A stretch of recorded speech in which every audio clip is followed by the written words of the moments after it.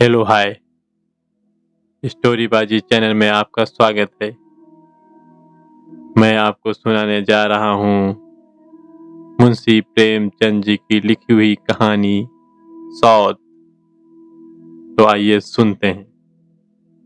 जब रजिया के 2-3 बच्चे होकर मर गए और उम्र ढल गई तो रामू का प्रेम उससे कुछ कम होने लगा और दूसरे ब्याह की धुन सवार हुई। आए दिन रजिया से छक छक होने लगी। रामू एक न एक बहाना खोज कर रजिया पर बिगड़ता और उसे मारता और अंत में वह नई स्त्री ले ही आया। उसका नाम था दासी। चंपई रंग था, बड़ी बड़ी आंखें, जवान सी उम्र, पीली कृशांगी रजिया भला इस नौयौना के सामने क्या जचती। फिर भी वह जाते हुए स्वामित्व को जितने दिन हो सके अपने अधिकार में रखना चाहती थी। गिरते हुए छप्पर को धुनियों से संभालने की चेष्टा कर रही थी। इस घर को उसने मर मर कर बनाया है, उसे सहज ही में नहीं छोड़ सकती। वह इतनी बेसमझ नहीं है कि घर छोड़कर चली जाए और दासी राज करे। एक दिन रजिया ने रामू से कहा, मेरे पास साड़ी नहीं है, जाकर ला दो। रामू उसके एक दिन पहले दासी के लिए अच्छी सी चुनरी लाया था। रजिया की मांग सुनकर बोला, मेरे पास अभी रुपये नहीं हैं। रजिया को साड़ी की उतनी चाह न थी जितनी रामू और दसिया के आनंद में विघ्न डालने की थी। बोली, रुपये नहीं है तो कल हमारी चहेती के लिए चुन्नी क्यों लाए? चुन्नी के बदले उसी दाम में 2 साड़ियां लाते तो एक मेरे काम आ जाती। रामू ने स्वेच्छा भाव से कहा, मेरी इच्छा, जो चाहूं करूंगा। तू बोलने वाली कौन है? अभी उसके खाने खेलने के दिन है। तू चाहती है उसे अभी से नून तेल की चिंता में डाल दूं? यह मुझसे न होगा। तुझे ओढ़ने पहनने की साध है तो काम कर। भगवान ने क्या हाथ पैर नहीं दिए? पहले तो घड़ी रात उठकर काम धंधे में लग जाती थी, अब उसकी डाह में पहर दिन तक पड़ी रहती है। तो रुपये क्या आकाश से गिरेंगे? मैं तेरे लिए अपनी जान थोड़े ही दे दूंगा। रजिया ने कहा, तो क्या मैं उसकी लौंडी हूँ कि वह रानी की तरह पड़ी रहे और मैं घर का सारा काम करती रहूं? इतने दिनों छाती फाड़ कर काम किया, उसका यह फल मिला। अब तो मेरी बला काम करने लग जाती है। मैं जैसी रखूंगा वैसे ही तुझे रहना पड़ेगा। मेरी इच्छा होगी रहूंगी, नहीं अलग हो जाऊंगी। जो तेरी इच्छा होकर मेरा गला छोड़। अच्छी बात है, आज से तेरा गला छोड़ती हूँ। समझ लूंगी विधवा हो गई। रामू दिल में इतना तो समझता था कि यह गृहस्थी रजिया की जोड़ी हुई है। चाहे उसके रूप में उसके लोचन विलास के लिए आकर्षण न हो। संभव था कुछ देर के बाद वह जाकर रजिया को मना लेता, पर दासी की कूटनीति में कुशल थी। उसने गर्म लोहे पर चोट जमाना शुरू किया। बोली, आज देवी जी किस बात पर बिगड़ रही थी? रामू ने उदास मन से कहा, तेरी चुनने के पीछे रजिया महाभारत मचाए हुए है। अब कहती अलग रहूंगी। मैंने कह दिया, तेरी जो इच्छा है कर। दसिया ने आंखें मटका कर कहा, यह सब नखरे हैं कि आकर हाथ पांव जोड़े मनावन करे और कुछ नहीं। तुम चुपचाप बैठे रहो, 2-3-4 दिन में आप ही गर्मी निकल जाएगी। तुम कुछ बोलना नहीं, नहीं उसका मिजाज और आसमान पर चढ़ जाएगा। रामू ने गंभीर भाव से कहा, दासी तुम जानती नहीं हो वह कितनी घमंडिन है। वह मुंह से जो कहती है उसके करके छोड़ती है। रजिया को भी रामू से ऐसी कृतज्ञता की आशा न थी। वह अब पहले की सी सुंदर नहीं, इसलिए रामू को अब उससे प्रेम नहीं है। पुरुष चरित्र में यह कोई असाधारण बात न थी, लेकिन रामू उससे अलग रहेगा इसका उसे विश्वास न आता था। वह घर उसी के पैसा पैसा जोड़कर बनवाया, गृहस्थी भी उसी की जोड़ी हुई है, अनाज का लेन देन उसी ने शुरू किया। इस घर में जाकर उसने कौन कौन से कष्ट नहीं झेले, इसीलिए तो कि पौरुख थक जाने तक एक टुकड़ा चैन से खाएगी और पड़ी रहेगी। और आज वह इतनी निर्दयता से दूध की मक्खी की तरह निकाल कर फेंक दी गई। रामू ने इतना भी नहीं कहा, तू अलग नहीं रहने पाएगी, मैं और खुद मर जाऊंगा, मैं या खुद मर जाऊंगा या तुझे मार डालूंगा, पर तुझे अलग ना होने दूंगा। तुझसे मेरा ब्याह हुआ है, हंसी ठट्टा नहीं है। तो जब रामू को उसकी परवाह नहीं तो वह रामू की क्यों परवाह करे? क्या सभी स्त्रियों के पुरुष बैठे होते हैं? सभी के माँ बाप बेटे पोते होते हैं? आज उसके लड़के जीते होते तो मजाल थी कि वह नई स्त्री लाते और मेरी यह दुर्गति करते। इस निर्दयी को मेरे ऊपर इतना भी दया नहीं आया। नारी हृदय की सारी अवस्था इस अत्याचार से विरोध करने लगी। वही आग जो मोटी लकड़ी को स्पर्श भी नहीं कर सकती, फूल को जलाकर भस्म कर देती है। दूसरे दिन रजिया एक दूसरे गांव में चली गई। उसने अपने साथ कुछ न लिया, जो साड़ी उसकी देह पर थी वही उसकी सारी संपत्ति थी। विधाता ने उसके बालकों को पहले ही छीन लिया था, आज घर भी छीन लिया।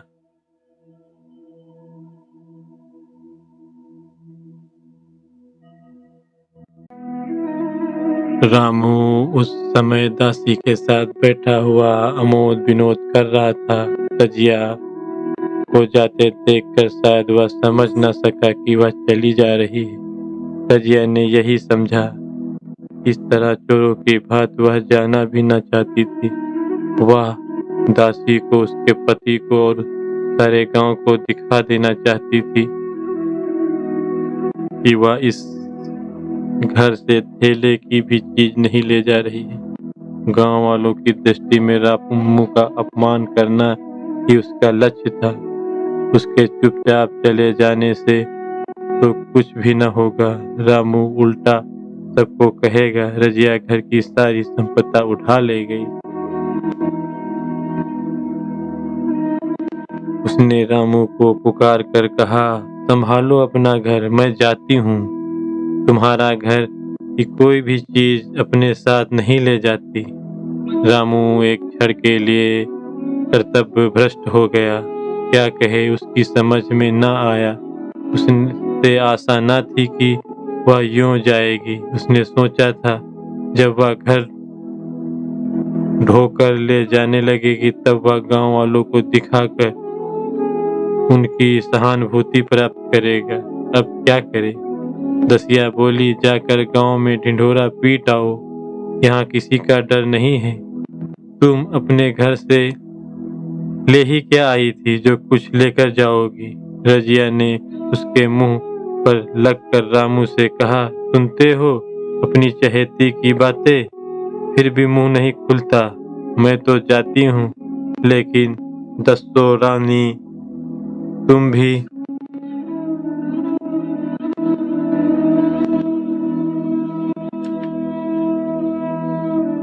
दिन राज न करोगी। ईश्वर के दरबार में अन्याय नहीं फलता। वह बड़े बड़े घमंडियों का घमंड चूर कर देते हैं।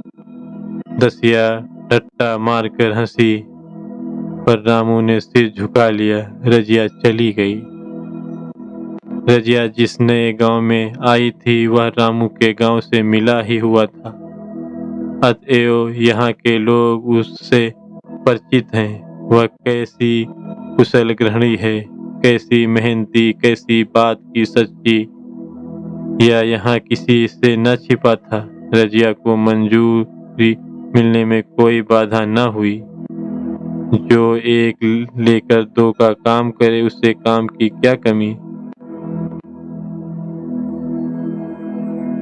3 साल तक रजिया ने कैसे काटे, कैसे एक नई गृहस्थी बनाई, कैसे खेती शुरू की, इसका बयान करने बैठो तो पोथी हो जाए।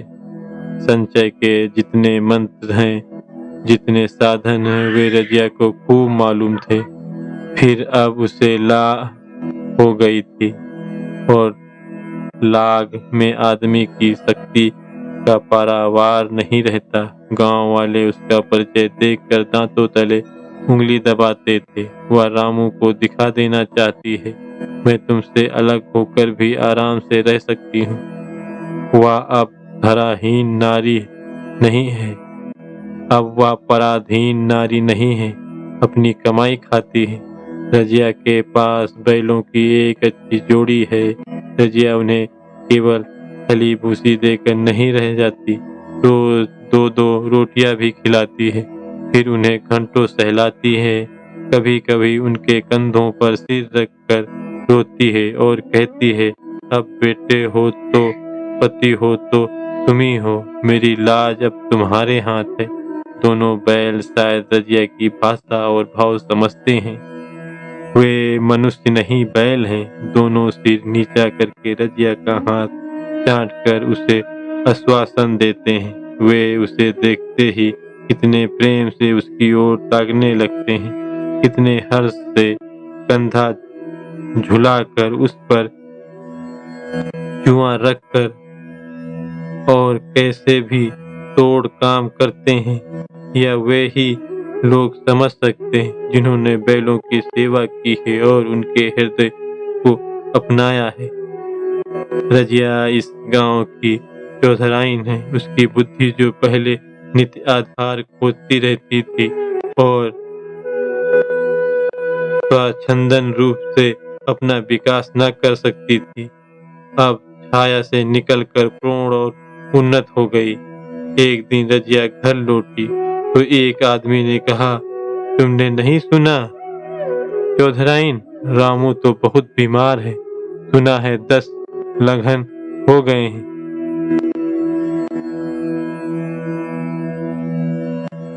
रजिया ने उदासीनता से कहा, जूड़ी है क्या? जूड़ी नहीं, कोई दूसरा रोग है। बाहर खाट पर पड़ा था। मैंने पूछा कैसा? जी है रामू, तो रोने लगा। बुरा हाल है, घर में एक पैसा भी नहीं है कि दवा दारू करे।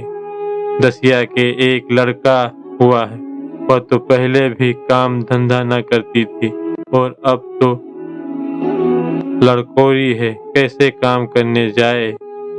सारी मार रामू के सिर जाती है। फिर गहने चाहिए, कपड़े चाहिए, नई दुल्हनियां, कैसे रहे। रजिया ने घर में जाते हुए कहा, जो जैसा करेगा आप भोगेगा। लेकिन अंदर उसका जी न लगा। वह एक क्षण में फिर बाहर आई। शायद उस आदमी से कुछ पूछना चाहती थी और इस अंदाज में पूछना चाहती थी मानो उसे कुछ परवाह नहीं है, पर वह आदमी चला गया। रजिया ने पूरा पश्चिम जाकर देखा, वह कहीं न मिला। तब रजिया द्वार के चौखट पर बैठी गई। उसे वे शब्द याद आए जो उसने 3 साल पहले रामू के घर से चलते समय कहे थे। उस वक्त जलन में उसने वह श्राप दिया था, अब वह जलन न थी। समय ने उसे बहुत कुछ शांत कर दिया था। रामू और दासी की हीन अवस्था अब ईर्ष्या के योग्य नहीं, दया के योग्य थी। उसने सोचा, रामू को 10 लंघन हो गए हैं तो अवश्य उसकी दशा अच्छी न होगी। कुछ ऐसा मोटा ताजा तो पहले भी न था। 10 लंघन ने तो बिल्कुल ही घुला डाला होगा। फिर इधर खेती बाड़ी में भी छोटा ही रहा, खाने पीने को भी ठीक ठाक न मिला होगा। पड़ोस की एक स्त्री ने आग लेने के बहाने आकर पूछा, सुना रामू बहुत बीमार है, जो जैसा करेगा वैसा पाएगा। तुम्हें इतनी बेदर्दी से निकाला कि कोई अपनी बैरी को भी न निकालेगा। रजिया ने टोका, नहीं दीदी, ऐसी बात न थी। वे तो बेचारे कुछ बोले ही नहीं। मैं चली तो सिर झुका लिया। दसिया के कहने में आकर वह चाहे जो कुछ कर बैठे हों, यूं मुझे कभी कुछ नहीं कहा। किसी की बुराई क्यों करूं? फिर कौन मर्द ऐसा है जो औरतों के बस में नहीं हो जाता? दसिया के कारण उसकी यही दशा हुई है। पड़ोसन ने आग न मांगी, मुंह फेर कर चली गई। रजिया के कलसा और रस्सी उठाई और कुएं पर पानी खींचने लगी। बैलों को सानी पानी देने की बेला आ गई थी, पर उसकी आंखें उस रास्ते की ओर लगी हुई थी जो रामू को गांव को जाता था। उसे बुलाए अवश्य आ रहा होगा, नहीं बिना बुलाए वह कैसे जा सकती? लोग कहेंगे आखिर दौड़ आई ना। मगर रामू तो अचेत पड़ा था। 10 लंघन थोड़े नहीं होते, उसकी देह में तो था ही क्या। फिर उसे कौन बुलाएगा? दसिया को क्या गरज पड़ी है, कोई दूसरा घर कर लेगी। जवान है तो ग्राहक निकल आवेंगे। अच्छा वह आ तो रहा है, कोई हाँ आ रहा है। कुछ घबराया सा जान पड़ता है। कौन आदमी? इसे तो कभी मलसी में नहीं देखा। मगर उस वक्त से मलसी कभी गया भी नहीं। 2-4 नए आदमी आकर बसे ही होंगे। मलसी रामू के गांव का नाम था। बटोही चुपचाप कुएं के पास से निकला। रजिया ने कलसा जगत पर रख दिया और उसके पास जाकर बोली, रामू महतो ने भेजा है तुम्हें? अच्छा तो चलो घर, मैं तुम्हारे साथ चलती हूँ। नहीं, अभी मुझे कुछ देर है। बैलों को सानी पानी देना है, दिया बत्ती करनी है। तुम्हें रुपए दे दूं? जाकर दसिया को दे देना, कह देना कोई काम हो तो बुला भेजे। बटोही रामू को क्या जाने, किसी दूसरे गांव का रहने वाला था। पहले तो चकराया, फिर समझ गया। चुपके से रजिया के साथ चला गया और रुपए लेकर लंबा हुआ। चलते चलते रजिया से पूछा, अब क्या हाल है उनका? बटोही ने अटकल से कहा, अब तो कुछ संभल रहे हैं। दसिया बहुत रो तो नहीं रही है? रोती तो नहीं थी। वह क्या रोएगी, मालूम होगा पीछे। बटोही चला गया तो रजिया ने बैलों का सानी पानी किया, पर मन रामू की ही ओर लगा हुआ था। इसने स्मृतियां छोटी छोटी तारिकाओं की भांति मन में उदित होती जाती थी। एक बार जब वह बीमार पड़ी थी, वह बात याद आई। 10 साल हो गए थे। वह कैसे दिन रात उसके सिरहाने बैठा रहता था, खाना पानी तक भूल गया था। उसके मन में आया, क्यों न चल के देख ही आवे। कोई क्या कहेगा? इसका मुंह है जो कुछ कहे। चोरी करने नहीं जा रही हूँ, उस आदमी के पास जा रही हूँ जिसके साथ 15-20 साल रही हूँ। दसिया नाक सिकोड़ेगी। सिकोड़े, मुझे उससे क्या मतलब। रजिया ने किवाड़ बंद किए। घर मंजूर को सहेजा और रामू को देखने चली। कांपती झिझकती क्षमा का दान लिए हुए रामू को थोड़े ही दिनों में मालूम हो गया था कि उसके घर की आत्मा निकल गई है और वह चाहे जितना जोर करे, कितना ही सिर खपाए, उसमें स्फूर्ति नहीं थी। दासी सुंदर थी, शौकीन थी और फूहड़ थी। जब पहला नशा उतरा तो ठाए ठाए शुरू हुई। खेती की उपज कम होने लगी और जो होती भी थी वह ऊंट पतांग खर्च होती थी, ऋण लेना पड़ता था। इसी चिंता और शोक में उसका स्वास्थ्य बिगड़ने लगा। शुरू में कुछ परवाह न की, परवाह करके भी क्या करता, घर में पैसे न थे। अताइयों की चिकित्सा ने बीमारी की जड़ और मजबूत कर दी और आज 10-12 दिन से उसका दाना पानी छूट गया था। मौत के इंतजार में खाट पर पड़ा कराह रहा था और अब वह दशा आ गई थी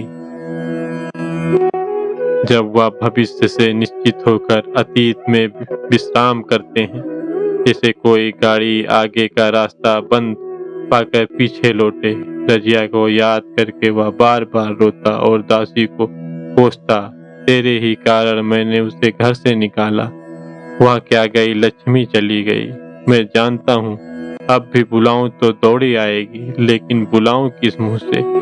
एक बार वह आ जाती और उससे अपने अपराध क्षमा करा लेता, फिर मैं खुशी से मरता और लालसा नहीं है। सहसा रजिया ने आकर उसके माथे पर हाथ रखते हुए पूछा, कैसा जी है तुम्हारा? मुझे तो आज हाल मिला। रामू ने सजल नेत्रों से उसे देखा पर कुछ कह न सका। दोनों हाथ जोड़कर उसे प्रणाम किया पर हाथ जुड़े ही रह गए और आंख उलट गई और रामू के प्राण निकल गए। लाश घर में पड़ी थी। रजिया रोती थी, दसिया चिंतित थी। घर में रुपए का नाम नहीं, लकड़ी तो चाहिए ही, उठाने वाले भी जलपान करेंगे ही। कफन के बगैर लाश कैसे उठेगी? 10 से कम का खर्च न था। यहाँ घर में 10 पैसे नहीं थे। डर रही थी कि आज गहनों पर आफत आई। कैसे कीमती भारी गहने ही कौन थे? किसान की बिसात ही क्या? 2-3 नग बेचने से 10 मिल जाएंगे, मगर और हो भी क्या सकता। उसने चौधरी के लड़के को बुलाकर कहा, देवर जी यह बेड़ा कैसे पार लगे? गांव में कोई धेले का भी विश्वास करने वाला नहीं है। मेरे गहने हैं, चौधरी से कहो इन्हें गिरवी रखकर आज का काम चलाए, फिर भगवान मालिक है। रजिया से क्यों नहीं मांग लेती? ऐसा रजिया आंख पोंछते हुई आ निकली, कान में भनक पड़ी। पूछा, क्या है जोखू? क्या सलाह कर रहे हो? अब मिट्टी उठाओगे कि सलाह की बेला है? हाँ, उसी का काम झाम कर रहा हूँ। रुपए पैसे तो यहाँ होंगे नहीं, बीमारी में खर्च हो गए होंगे। इस बेचारी को तो उन्हें बीच मझधार में लाकर छोड़ दिया। तुम लपक कर उस घर चले जाओ। भैया कौन दूर है, पूंजी लेते जाओ। मंजूर से कहना भंडार से 50 रुपए निकाल दे। कहना ऊपर की पटरी पर रखे हैं। वह तो कुंजी लेकर उधर गया। इधर दसिया राजो के पैर पकड़कर रोने लगी। बहना पे के ये सब उसके हृदय में बैठ गए। उसने देखा रजिया में कितनी दया, कितनी क्षमा है। रजिया ने उसे छाती से लगाकर कहा, क्यों रोती है बहन? वह चला गया, मैं तो हूँ, किसी बात की चिंता न कर। इसी घर में हम और तुम दोनों उसके नाम पर बैठेंगी। मैं वहां भी देखूंगी, यहाँ भी देखूंगी। धाप भर की बात ही क्या।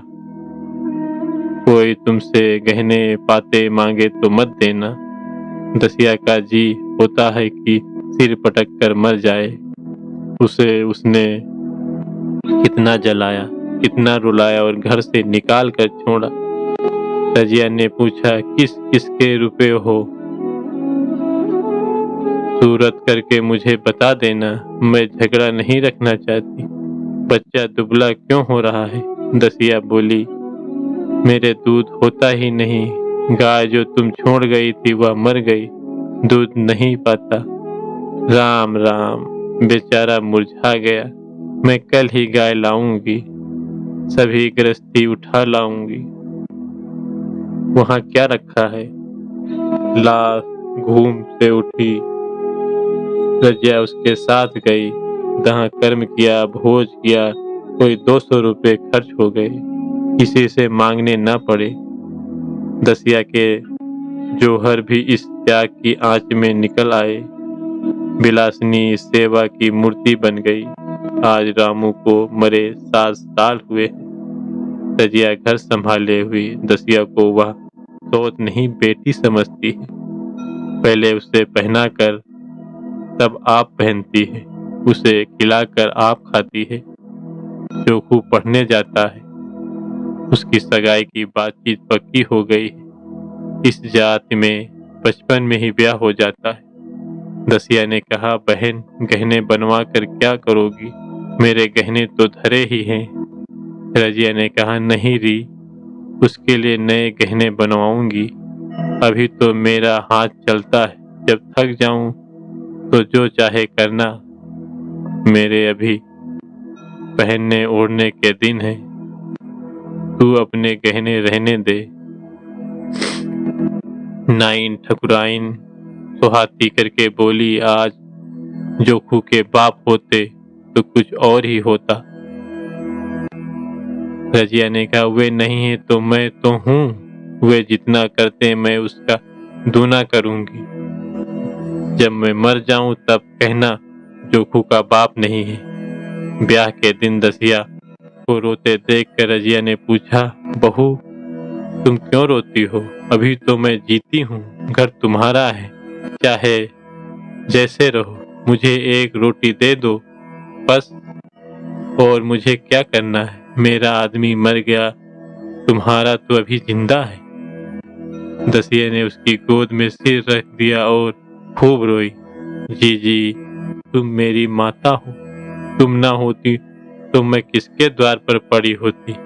घर में तो चूहे लौटते, उनके राज में मुझे दुख ही दुख उठाने पड़े। सुहान का सुख तो मुझे तुम्हारे राज में मिला। मैं दुख से नहीं रोती, रोती हूँ भगवान की दया पर कि कहाँ मैं और कहाँ यह दुखियारी। रजिया मुस्कुरा कर रो दी। बस इतनी सी थी ये कहानी।